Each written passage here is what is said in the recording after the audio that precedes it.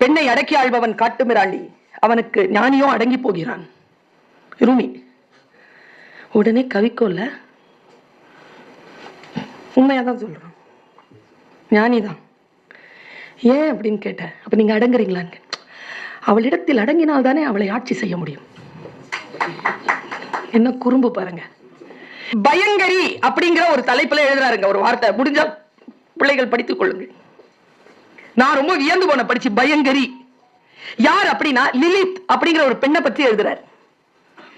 இவ யார் இந்த லிலித் அப்படின்னா, ஆதாம் ஏவாள் ஏதேன் தோட்டம்னு அவர் பேசுறாருல, ஏவாள் தான் முதல் பெண் என்பது நாம் எல்லோரும் தெரிந்து வைத்திருக்க கூடிய ஒரு செய்தி. தெரிந்து வைத்திருக்கிறோம் இல்ல அப்படிங்கிறார் அவர். ஏவாளுக்கு முதல்ல ஒருத்தி பிறந்தா, அவளுக்கு பேர் லிலித்.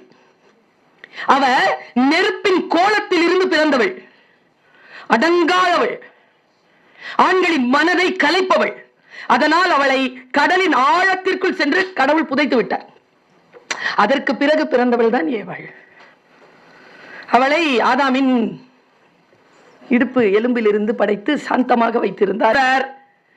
ஆழ்கடலில் அழுத்தப்பட்டாள் என்பது ஒரு உவமைதான்.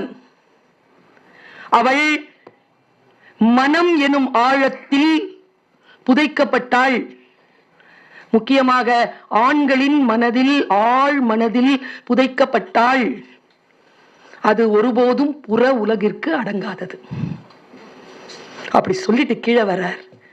அவள் பெண்ணினுடைய ஆழ்மனதிலும் தான் அடங்கி கிடக்கிறாள். அப்போ அவ வெளியில வருகின்ற பொழுது வருபவள் அம்மாவோ மருமகளோ மாமியாரோ இல்லை, அது லிலித் தான் என்று அந்த கட்டுரையை முடிக்கிறார். வாழ்க்கை நம்மை மிதித்து விட்டு போய்கொண்டே இருக்கிறது. வாழ்க்கையில் இப்படி எல்லாமா நடக்கிறது? இப்படி எல்லாமா நடக்கும்? இப்படியெல்லாம் நடக்கலாமா? இப்படியெல்லாம் நடக்கவே கூடாது என்று நீங்கள் சொல்லுகின்ற எல்லா விஷயங்களுக்கும் வாழ்க்கை ஆம் ஆம் என்று சொல்லியே நகர்கிறது.